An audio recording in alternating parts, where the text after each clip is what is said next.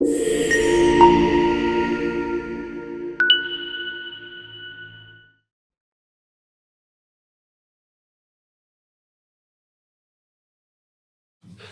ቅዱሳን እንደምን አላችሁ? ዛሬ ከኔ ጋር በአንደኛ ቆሮንቶስ መልእክት ላይ ያሉ ጥቂት ክፍሎች ላይ መሰረት አድርገን በመለያየትን እናስወግድ በሚል ርዕስ አንዳንድ ሀሳቦችን እንነጋገራለን። ከመነጋገራችን በፊት አጭር ጸሎት እንጸልይ። እግዚአብሔር አምላካችን ሆይ ስለዚህ ጊዜና ስለዚህ ሰዓት እናመሰግናለን። በጌታ በኢየሱስ ክርስቶስ ስም ቃልህ እንደሚናገር አስቀድሞ የተጻፈው ለትምህርታችን ተጽፏል እንደሚል ይሄ የተጻፈው ቃል ለትምህርታችን እንዲሆነንና ሕይወታችንን እንድንመለከትበት ደግሞም እንድንተገብረው በኢየሱስ ክርስቶስ ስም በጸጋ እርዳን። ለሰሚዎችም ለተናጋሪውም ጸጋን አብዛ። በጌታ በኢየሱስ ክርስቶስ ስም አሜን።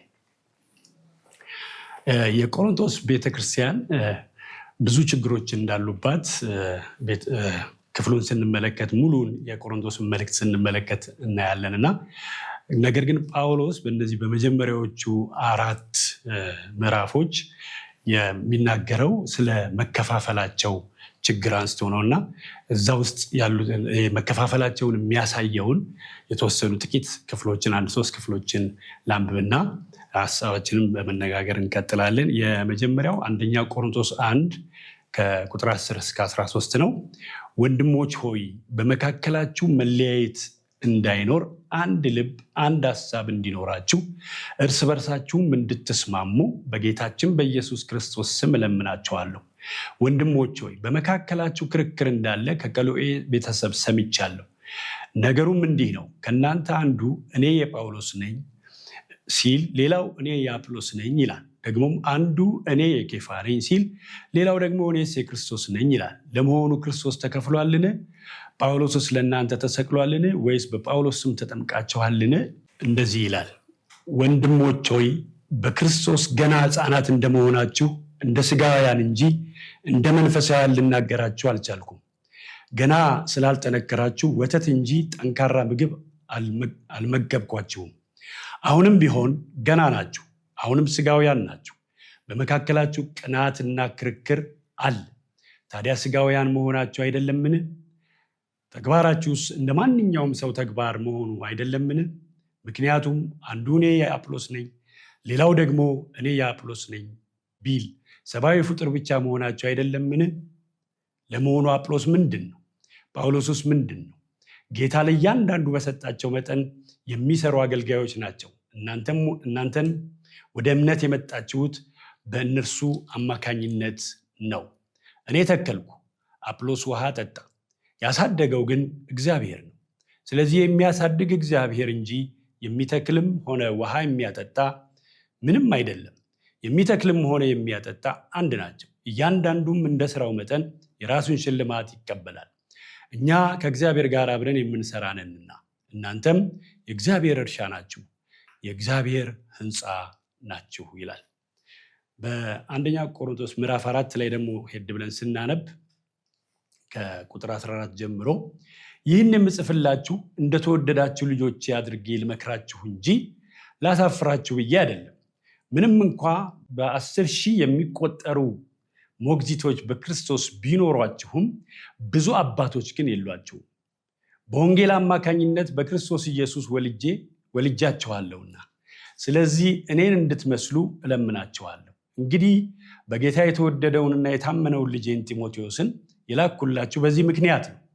እርሱም በየስፍራው በሚገኙ አብያተ ክርስቲያናት ሁሉ ከማስተምረው ትምህርት ጋር በሚስማማው በክርስቶስ ኢየሱስን ያለውን የሕይወት አካሄዴን ያሳስባቸዋል። ከእናንተ አንዳንዶቹ ወደ እናንተ የማልመጣ መስሏቸው ታበየዋል። ይሁን እንጂ የጌታ ፍቃድ ቢሆን ፈጥኜ ወደ እናንተ እመጣለሁ። ከዚያም እነዚህ ትዕቢተኞች የሚናገሩትን ብቻ ሳይሆን ምን ኃይል እንዳላቸው ማየት እሻለሁ። ምክንያቱም የእግዚአብሔር መንግሥት የወሬ ጉዳይ ሳይሆን የኃይል ጉዳይ ነው ብሎ ይናገራል። እነዚህ 3ቱም ክፍሎች መለያየታቸውን መከፋፈላቸውን የሚያሳዩ ናቸውና ከነዚህ 4 ምዕራፎች ውስጥ ጎላ ብለው የታዩ ጳውሎስ ስለመከፋፈላቸው የጻፈላቸው ክፍል ነውና የቤተክርስቲያኒቱን ችግር ደግሞ ያወቀው ይሄን መከፋፈላቸውን ያወቀው ከአንድ ከታመነ ቤተሰብ ሰምቶ እንደሆነ የመጀመሪያው ክፍል ላይ ያነበብነው ጋር ተጠቅሶ እናገኛለን። በተለይ ከአንደኛ ቆሮንቶስ 1:10-11 ላይ አንድ አረፍተ ነገር እዛ ውስጥ አለ። በመካከላችሁ ክርክር እንዳለ ከቆሎኤ ቤተሰብ ሰምቻለሁ ይላቸዋል። የሰማው ከቆሎኤ ቤተሰብ ከታመነ ቤተሰብ ነው። ጳውሎስ የቆሮንቶስን ቤተክርስቲያን የመሰረተው በሐዋርያት ሥራ 18 ላይ እንደሆነ የአዲስ ኪዳን ላይ የተጻፈው የሐዋርያት ሥራ የመንፈስ ቅዱስ ሥራ ይባላል። ብዙ ጊዜ በመጽሐፍ ቅዱስ አዋቂዎች ምስረታውን እዛ ጋር እንዳካሄደ እናውቃለን። በኋላ ግን በኤፌሶን ላይ ያለ ነው የቆሎኤ ቤተሰቦች ሄደው በቆሮንቶስ የነበረችው ቤተክርስቲያን መከፋፈሏን ያወሩለት የነገሩት። መከፋፈሏን ከነሱ ከሰማ በኋላ ግን ይህን መልእክት ለመጻፍ ተነሳስቶ በመንፈስ ቅዱስ በመነዳት ሲጽፍላቸው እናያለን። ዛሬ የኛ መለያየት በአንድ ሰው በአንድ ቤተሰብ የሚወራ አይደለም። ይሄ አገር ያወቀው ፀሐይ የሞቀው ጉዳይ እንደሆነ ሁላችንም እናውቃለን። ምክንያቱም እኛው ራሳችን ሁኔታዎች ባመቻቹልን በንግግራችን ይሄ የዘመኑ ሚዲያ የመረጃ ዘመን ስለሆነ በመረጃ ዘመን በሶሻል ሚዲያ ውስጥ እኛው ራሳችን መለያየታችንን በግልጽ ሳናፈር የምንነጋገርበት ጊዜ ነው። እኔ እከሌ ነኝ፣ እኔ እከሌ ነኝ፣ እኔ እንዲህ ነኝ፣ እኔ እንደዛ ነኝ የምንለው የመለያየታችን ስፋት በጣም ጎልቶና ገኖ የሚታይበት ዘመን እንደሆነ ሁላችንም እናውቃለን። በእነዚህ በምንመለከታቸው የመጽሐፍ የአንደኛ ቆሮንቶስ መልእክት ክፍሎች ውስጥ የመለያየት ዋና ምክንያት የሆነውን ዛሬ አተኩረን እንመለከታለን። ያንን ዋና ምክንያት ካገኘም በኋላ ወደ መፍትሄው ደግሞ እንዴት ከዛ መለያየትን ካመጣ ነገር እንዴት እንወጣለን የሚለውን ደግሞ አብረን የምንመለከት ይሆናል። የቆሮንቶስ ቤተክርስቲያን የመለያየታቸው ዋና ምክንያት ክፍሉን ሁሉንም ሳነብ እንደሰማችሁት እንደምናየው ዋና ምክንያታቸው መንፈሳዊ ሕፃንነት ነው።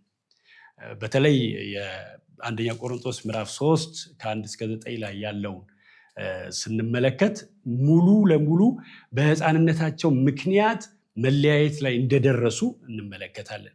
ደግሜ ባነበው መልካም ይመስለኛል። ወንድሞች ሆይ በክርስቶስ ገና ሕፃናት እንደመሆናችሁ ብሎ ይናገራል። እንደ ስጋውያን እንጂ እንደ መንፈሳውያን ልናገራችሁ አልቻልኩም ብሎ ጳውሎስ ገና ናችሁ፣ እንደውም ገና ስላልጠነከራችሁ ወተት እንጂ ጠንካራ ምግብ አልመገብኳችሁም፣ ልናገራችሁ የምፈልገው ነገር ነበር፣ አሁንም ቢሆን ገና ናችሁ እያለ ይደግመዋል። ገና ናችሁ፣ ገና ሕፃናት ናችሁ፣ ስጋውያን ናችሁ ይላል። በመካከላችሁ ቅናትና ክርክር አለ። ታዲያ ስጋውያን መሆናችሁ አይደለምን ይላል። እየጠየቀ እየሞገታቸው ነው የምናየው። እና ተግባራችሁስ እንደ ማንኛውም ሰው ተግባር መሆኑ አይደለምን ብሎ ተግባራቸውም ራሱ የሚገልጸው ነገር ሕፃንነታቸውን እንደሆነ እየነገራቸውና እየጠየቃቸው እናያለን። ምክንያቱም ሲነግራቸው መከፋፈላቸው ነው። አንዱ እኔ የአጵሎስ ነኝ የጳውሎስ ነኝ፣ ሌላው ደግሞ እኔ የአጵሎስ ነኝ ቢል ሰብአዊ ፍጡር ብቻ መሆናቸው አይደለምን ብሎ በተግባራቸው የገለጹትን ሕፃንነት እያሳየ ሲሞግታቸው እናያለን። ለመሆኑ አጵሎስ ምንድን ነው ብሎ ደግሞ ይጠይቃቸዋል። ጳውሎስስ ምንድን ነው? ለእያንዳንዱ በተሰጣቸው መጠን የሚሰሩ አገልጋዮች ናቸው። እናንተም ወደ እምነት የመጣችሁት በእነርሱ አማካኝነት ነው እና እኔ ተከልኩ አጵሎስ ውሃ ጠጣ ብሎ ስለ እነሱ ተግባር ይናገርና አሳዳጊው እግዚአብሔር መሆኑን በመጨረሻው በአንቀጹ መጨረሻ ላይ እየደመደመ ይናገራልና እግዚአብሔር አሳዳጊያቸው ለብቻ እንዲያተኩሩ ይነግራቸዋል። በእኛ ዘመን ብዙ ሰዎች መለያየትን የሚጠቅሱት መለያየት መጣ ብለው የሚያስቡት ወይም የምናስበው በቁጥራችን መብዛት ነው ብለን እናስባለን ብዙዎቻችን። አንዳንዶቻችን ደግሞ በኑሮ ሁኔታ ከፍና ዝቅ ማለት መለያየት በቤተክርስቲያን ውስጥ መጥቷል እንላለን እና ሌሎችም እነዚህና ሌሎች ምክንያቶች ለመለያየት አስተዋጽኦ ሊኖራቸው ይችላል። ነገር ግን በዚህ በቆሮንቶስ ቅዱሳኖች መካከል የምናየውና አሁንም ከኛ ጋር በዋናነት የሚዛመደው አንዱና ዋናው መንስኤ የመለያየት መንስኤ ዋናው መንስኤ መንፈሳዊ ሕፃንነት። የቁጥራቸው ብዛት በተለያዩ የመጽሐፍ ቅዱስ አዋቂዎች ቁጥራቸው ይነገራል። ግን ሁሉም የሚያሳዩት ቁጥራቸው በጣም ጥቂት እንደሆነ ነው። በጣም ጥቂት እንደሆነ ነው። 50 የሚሉ አሉ፣ እስከ 100 አይደርሱም የሚሉ አሉ። ግን መከፋፈላቸው ከቁጥራቸው መብዛት ሳይሆን ከመንፈሳዊ ሕፃንነታቸው እንደሆነ ጳውሎስ ግን ሲናገር እናያለን። እና አጽንኦት ሰጥቶ የሚናገረው ይህ አይደለም፣ መለያየታችሁ ሕፃንነታችሁ ነው፣ መንፈሳዊ ሕፃንነታችሁ ነው ብሎ ይነግራቸዋል። እና እንደ መጽሐፍ ቅዱስ አስተምህሮ ሙሉን የመጽሐፍ ቅዱስን ከዘፍጥረት እስከ ራዕይ ስንመለከት እና እንደ መጽሐፍ ቅዱስ አስተምህሮ የመጀመሪያው ሰው ፍጥረታዊ ሰው ይባላል። ሁለተኛው ሰው ደግሞ ስጋዊ ሰው ነው። የስጋዊ ሰው አይነት አለ። እንደገና ደግሞ መንፈሳዊ ሰው የሚባል አለ። ፍጥረታዊ ሰው የምንለው ከአዳም መውደቅ ጀምሮ ያለውን ሕዝብ በሙሉ ግን በክርስቶስ ሞትና ትንሣኤ ያላመነ በጌታ ሞትና ትንሣኤ በአንደኛ ቆሮንቶስ 15 ላይ እንደሚናገረው ስለ ወንጌል ሲያስቀምጥ ክርስቶስ ስለ ኃጢአታችን ሞተ፣ መጽሐፍ እንደሚል ተቀበረ፣ በሶስተኛውም ቀን መጽሐፍ እንደሚል ተነሳ። ይህ የወንጌል ማዕከላዊ ክፍል ነው። በዚህ ወንጌል ያላመነ ማንኛውም ሰው ፍጥረታዊ ሰው ተብሎ ነው የሚመደበው። እንዲሁም ደግሞ ስጋውያን የተባሉ ሰዎች አሉ። እነዚህ አይነት ሰዎች በክርስቶስ ሞትና ትንሣኤ ያመኑ፣ ነገር ግን በመንፈሳዊ ሕይወታቸው እድገትን የማያሳዩ በቅርብ የዳኑ ሰዎችን ይሄ ላይ መለከት ይችላል። አሁን በሰሞኑ የዳኑ ሰዎች ስጋውያን ናቸው ብሎ ለመመደብ ያስቸግራል። ግን በእግዚአብሔር ቤት ውስጥ ብዙ ዘመን ቆይተው በክርስትና እድሜያቸው ክርስቶስ እንደሞተላቸውና እንደተነሳላቸው አምነው አዲስ ፍጥረት ከሆኑ በኋላ በብዙ ዘመን ቆይታቸው ማሳየት የሚገባቸው መንፈሳዊ ብስለት ሳያሳዩ የቀሩ ሰዎች ስጋውያን ሰዎች ይባላሉ። ሌላው መንፈሳዊ ሰው የሚባለው ነው። እንዲህ አይነት ሰው በክርስቶስ ሞትና ትንሣኤ ያመነ ሆኖ በመንፈሳዊ ሕይወቱ እድገትን እያሳየ ያለ ሰው ነው። ይሄ ሰው እንዲህ አይነት ሰው ፍጹምነት አይጠበቅበትም፣ ነገር ግን በእድገት ላይ ያለ ሰው ነው። የቆሮንቶስ ሰዎችን ጳውሎስ ሲገልጻቸው ከነ ተግባራቸውና ከነ ምልክታቸው በሚገልጻቸው ጊዜ በክርስቶስ ሞትና ትንሣኤ ያመኑ ግን ስጋውያን የሆኑ እንደሆነ በሶስቱም ክፍል ባነበብናቸው ክፍል ላይ አበክሮ ይናገራል። መጀመሪያው ክፍል ላይ ስንመለከት በመካከላችሁ ቅናትና ክርክር አለ፣ ታዲያ ስጋውያን መሆናችሁ አይደለምን? ምክንያቱም አንዱ እኔ ጳውሎስ ነኝ፣ ሌላው ደግሞ እኔ የአጵሎስ ነኝ ማለቱ በራሱ መንፈሳዊ ሕይወት ላይ ሕፃንነት እንደሚታይባቸው በግልጽ ያሳያል። ወደ እምነት ጳውሎስም አጵሎስም እነዚህን ሰዎች አምጥተዋቸዋል። ነገር ግን እነ ጳውሎስ ላይና እነ አጵሎስ ላይ መጣበቃቸው፣ እነሱ ላይ መታመናቸውን ማድረጋቸው፣ እነሱ ላይ ትምክታቸውን ማድረጋቸው መንፈሳዊ ሕፃንነታቸውን እንደሚያሳይ በአጽንኦት ይነግራቸዋል። እና ከቁጥር 5 እስከ 6 በተለይ በምናነብበት ጊዜ ለእያንዳንዳቸው በሰጣቸው መጠን የሚሰራው አገልጋዮች ናቸው። እናንተም ወደ እምነት የመጣችሁት በእነርሱ አማካኝነት ነው። እኔ ተከልኩ፣ አጵሎስ ውሃ ጠጣ፣ ያሳደገው ግን እግዚአብሔር ነው ይላቸዋል። ስለዚህ የመንፈሳዊ ሕፃንነታቸው ውጤት ማህበረ ምዕመኑ ለአራት እንደከፈለው እንመለከታለን በዚህ ክፍል ውስጥ እና ቁጥራቸው በጣም ጥቂት የሆኑ ሰዎች ግን አራት ቦታ ሲከፋፈሉ እናያለን። በዚህ ክፍፍል ውስጥ የጳውሎስ ወገን አለ፣ የአጵሎስ ወገን አለ፣ የኬፋ ወይም የጴጥሮስ ወገን አለ፣ ደግሞ የክርስቶስም ወገን አለ። አራት ቦታ ተከፋፍሎ እናያቸዋለን። በተለይ ቁጥር 13 ላይ ምንድን ነው የሚላቸው? አንደኛ ቆሮንቶስ 1:13 ላይ ለመሆኑ ክርስቶስ ተከፍሏልን? የክርስቶስ ነኝ ማለትም ራሱ እኔ የክርስቶስ ነኝ እናንተ የክርስቶስ አይደላችሁም እንደማለት ነው። ራሱን የሚያገን ራስ ተኮር የሆነ ኢጎ ያለበት እኔ ክርስቶስ ስፔሻል ለክርስቶስ እኔ ስፔሻል ነኝ ብሎ የሚያስቡ ሰዎች እንደነበሩ እንመለከታለን። እና ክርስቶስ ተከፍሏልን ብሎ ይጠይቃቸዋል። ጳውሎስስ ለእናንተ ተሰቅሏልን? በጳውሎስ ስምስ ተጠምቃችኋልን? ብሎ በጥያቄ መልክ እነሱን ሲከራከራቸው ወይም ደግሞ ሲወቅሳቸው እናያለን። ያለንን ነገር ማድነቅ ክፋት የለውም። በዳዊትም እንደሚናገር እኔ ውብና ድንቆኝ ተፈጥሬአለሁ ብሎ ራሱን ያደንቃል። ያለንን ነገር ማድነቅ፣ ያለንን ማንነት ማድነቅ፣ ከየት እንደተገኘን ማድነቅ፣ እንደተገለገልንና ያን አገልጋይ ማድነቅ፣ አገልጋዮችን ማድነቅ፣ የእግዚአብሔርን ሰዎች ማድነቅ፣ ማመስገን፣ ብቻ እኛ ማድነቅ የምንፈልገውን ነገር ማድነቃችን ክፋት የለውም። ነገር ግን በማንነታችንና በምንላቸው ሰዎች ላይ ጽንፈኝነት በሞላበት ሁኔታ የስጋ ትምክህትን ማሳየት፣ የስጋ ትምክህትን ማንጸባረቅ፣ ያን ጽንፈኝነት ለሌላው እስኪታይ ድረስ ማውጣት እግዚአብሔር የሚጸየፈው ክፉ ባህሪ ነው። ይህንም ማወቅ ይገባናል ሁላችንም። ይህ ዛሬ በእኛ ሁላችንም እየተገለጸ ያለ ችግር እንደሆነ የምናውቀው ነገር ነው እና ይህን ችግር ለማስወገድ በመንፈሳዊ ሕይወታችን ላይ ዕለት ዕለት መስራት ይጠበቅብናል። በኋላ ወደ መፍትሄው ስንመጣ እሱን እንነጋገራለን። አማኝ ከሆንን ጊዜ ጀምሮ ቅድም እንዳልኩት ረጅም ዘመን በእግዚአብሔር ቤት ቆይተን አማኝ ከሆንን ጊዜ ጀምሮ ያለውን ዘመን ልክ የሚመጥን መንፈሳዊ እድገት ከእያንዳንዳችን ሕይወት ይጠበቃል። በዕብራውያን 5:12-14 ያለውን ስንመለከት ዕብራውያን ላይ ያለውን ማንበብ ይጠበቅብኛል ለዚህ እውነት ስለሆነ ነገር። በዚህ በዕብራውያን መልእክት ላይ ምዕራፍ 5 ላይ ከ12-14 ያለ ቃል አለ። እሱን በምንመለከትበት ጊዜ እንደዚህ ይላል። ስለዚህ ጉዳይ የምንናገረው ብዙ ነገር አለን፣ ነገር ግን ለመማር ዳተኛ ስለሆናችሁ ለማስረዳት አስቸጋሪ ነው። በዚህ ጊዜ አስተማሪዎች ልትሆኑ ሲገባችሁ ገና የእግዚአብሔርን ቃል የመጀመሪያ ትምህርት የሚያስተምራችሁ ሰው ያስፈልጋቸዋል። የሚያስፈልጋችሁም ጠንካራ ምግብ ሳይሆን ወተት ነው። ወተት የሚጋት ሁሉ ሕፃን ስለሆነ ከጽድቅ ትምህርት ጋር ገና አልተዋወቀም።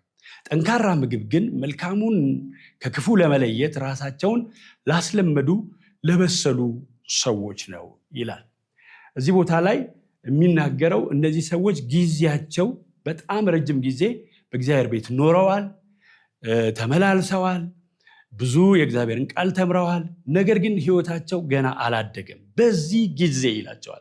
ወቅቱ ማደግ የሚጠበቅባቸው ጊዜ እንደሆነ ከቃሉ እንረዳለን። አስተማሪዎች ልትሆኑ ሲገባችሁ በዚህ ጊዜ፣ በአሁኑ ጊዜ ካመናችሁ ጊዜ ጀምሮ እስካሁን የቆያችሁበት ጊዜ አስተማሪ ሊያደርጋችሁ የሚችል የጊዜ መጠን ነበር። ግን እናንተ አስተማሪ ከመሆን ይልቅ ገና ሕፃናቶች ናችሁ። ጠንካራ ምግብ ራሱን ለመብላት አልቻላችሁም። ወተት ነው የሚያስፈልጋችሁ እና ይሄ በጣም አሳዛኝ ነገር ነው። ዳተኞች ናችሁ። በእግዚአብሔር ቃል እውቀት አላደጋችሁም። በመንፈሳዊ ብስለት አቅጣጫ ሲታይ ልኬታችሁ ከዘመናችሁ ጋር ሲታይ መንፈሳዊ ሕይወታችሁ ሲለካ በጣም ሕፃናት ናችሁ። ወተት የሚጋት ሁሉ ሕፃን ስለሆነ ብሎ እንደውም በቀጥታ ቃሉን ነው የሚጠቅሰው። ሕፃን ናችሁ፣ ከጽድቅ ትምህርት ጋር ገና አልተዋወቃችሁም እያለ የዕብራውያንን ሰዎች የዕብራውያን ጸሐፊ ሲናገራቸው እንመለከታለን። ስለዚህ አማኝ ከሆንን ጊዜ ጀምሮ ያለን ሕይወት ዕለት ዕለት እየበሰለ መሄድ እያደገ መሄድ እንዳለበት ግልጽ ነው በዚህ መልእክት። ምክንያቱም ሕፃንነት ወደ ከፋ የመለያየት አደጋ ውስጥ ስለሚከተን ማለት ነው። ሕይወታችንን በዚህ ስንመለከት ጳውሎስ አንድ ስፍራ ላይ በአንደኛ ቆሮንቶስ 13 ስለ ፍቅር በሚናገርበት ጊዜ እዛ መካከል ላይ አንድ ቃል ተናግሯል። ሕፃን ሳለው ልጅ ሳለው እንደ ልጅ አስብ ነበር፣ እንደ ልጅም እናገር ነበር ይላል። ጎልማሳ ሆኜ ግን የልጅነትን ጠባይ ሽሬያለሁ ይላል ያኛው ትርጉም። አዲሱ መደበኛው ትርጉም ላይ የልጅነትን ጸባይ እርግፍ አድርጌ ትቻለሁ ነው የሚለው እና ዛሬ መጨከን ያለብን ዘመን ነው። የልጅነትን ጸባይ፣ የሕፃንነትን ባህሪ፣ የሕፃንነትን ተግባር፣ መከፋፈልን የሚያመጣውን ነገር እርግፍ አድርገን መተው አለብን። እንዴት ነው ምንተወው? እንግዲህ በሚቀጥለው ጊዜ መፍትሄዎቹ ላይ እንነጋገራለን ማለት ነው። ማን ተወኝ ማን ተቀየረ ያልኩኝ ዘዘን መኖሬ አብቅቷል፣ ልቤ በርትቷል፣ ጌታ ኢየሱስ ስላለ ጎኔ የማንም ፊት እንደ ቀድሞ ባይሆን ከኔ ጋር ሐሴት ከኔ ጋር ነው። መሽቶ ሲነጋ ሐሴት ከኔ ጋር ነው መሽቶ ሲነጋ ነፍሴን የሚያረካት ምስጋናን የሚሞላት ይሄ ነው። ነፍሴን የሚያረካት አምልኮን የሚሞላት ይሄ ነው። ያንተ ፊት ተቀብሎኛል፣ እጅ አቅፎኛል። ጌታ ሆይ ባንተ ደስ ይለኛል። ያንተ ፊት ተቀብሎኛል፣ እጅ አቅፎኛል። አባቴ ባንተ ደስ ይለኛል። አባቴ ባንተ ደስ ይለኛል። ኢየሱስ ባንተ ደስ ይለኛል። ጌታ ሆይ ባንተ ደስ ይለኛል። ጌታ ሆይ ባንተ ደስ ይለኛል። ያንተ ፊት ተቀብሎኛል፣ እጅ አቅፎኛል። ጌታ ሆይ ባንተ ደስ ይለኛል። ያንተ ፊት ተቀብሎኛል፣ እጅ አቅፎኛል። ጌታ ሆይ ባንተ ደስ ይለኛል። ጌታ ሆይ ባንተ ደስ ይለኛል። ጌታ ሆይ ባንተ ደስ ይለኛል። ጌታ ሆይ ባንተ ደስ ይለኛል። ጌታ ሆይ ባንተ ደስ ይለኛል።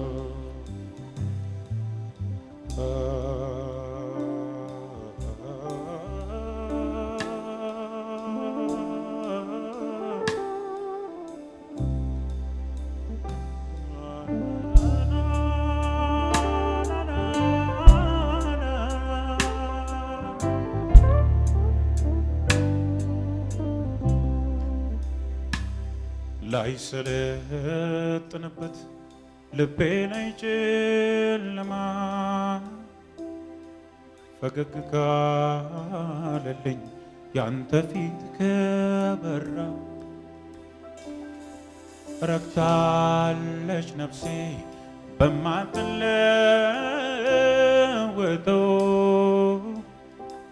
ሁል ጊዜ ወደ አንተ ነው ማየው። የበራልኝ ፊት ፈገግ ያለው ፊት ጨለማዬን አሸንፏል። ጌታ ባንተ ደስተኛ ነኝ። የበራልኝ ፊት ፈገግ ያለው ፊት ጨለማዬን አሸንፏል። ጌታ ባንተ ደስተኛ ነኝ። ጌታው ባንተ ደስ ይለኛል። አባቴ ባንተ ደስ ይለኛል። ጌታ ሆይ ባንተ ደስ ይለኛል። ምን ልክፈል የኔ ጌታ? አባቴ ባንተ ደስ ይለኛል።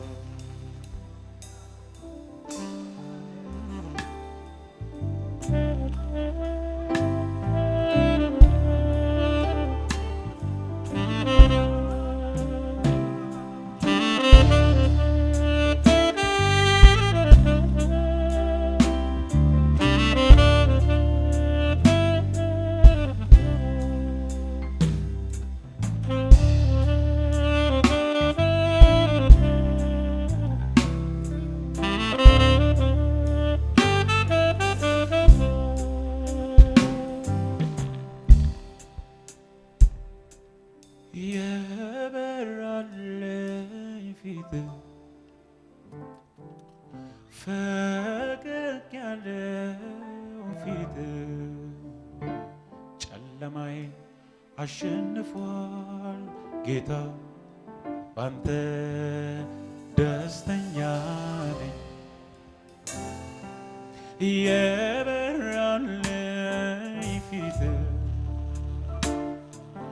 ፈገግ ያለው ፊት ጨለማዬን አሸንፏል ጌታ ባንተ ደስተኛ ነኝ ያንተ ፊት ተቀብሎኛል እጅ አቅፎኛል ጌታ ሆይ ባንተ ደስ ይለኛል ያንተ ፊት ተቀብሎኛል እጅ አቅፎኛል አባቴ ባንተ ደስ ይለኛል መጽናኛዬ መጽናኛዬ መጽናኛዬ አንተ መበርቻዬ መበርቻዬ ሌላ ምንም ነገር የለኝም አቤት አቤት የልቤ አጽናኝ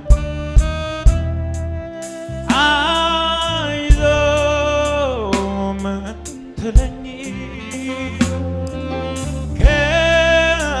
ከሞት አውጥተህ ሕያው ያረከኝ መጽናኛዬ መጽናኛዬ መጽናኛዬ አንተ መበርቻዬ ይኸው ጌታዬ መበርቻዬ መበርቻዬ አንተ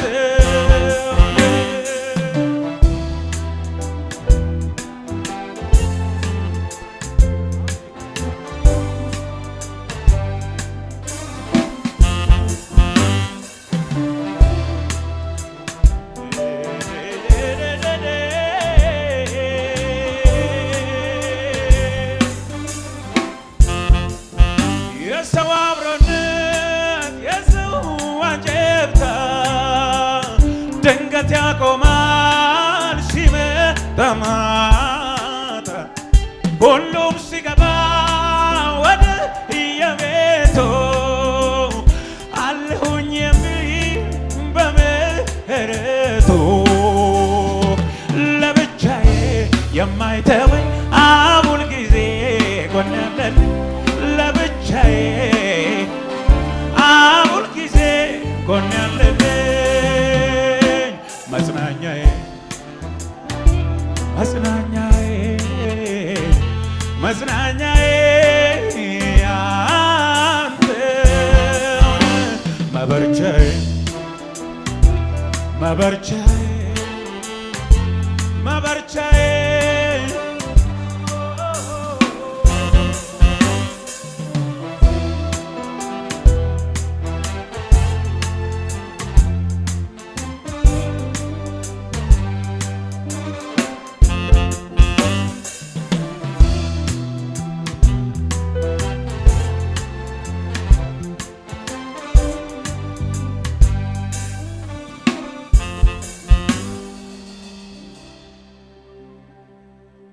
አባቴ ባንተ ደስ ይለኛል አባቶይ ባንተ ደስ ይለኛል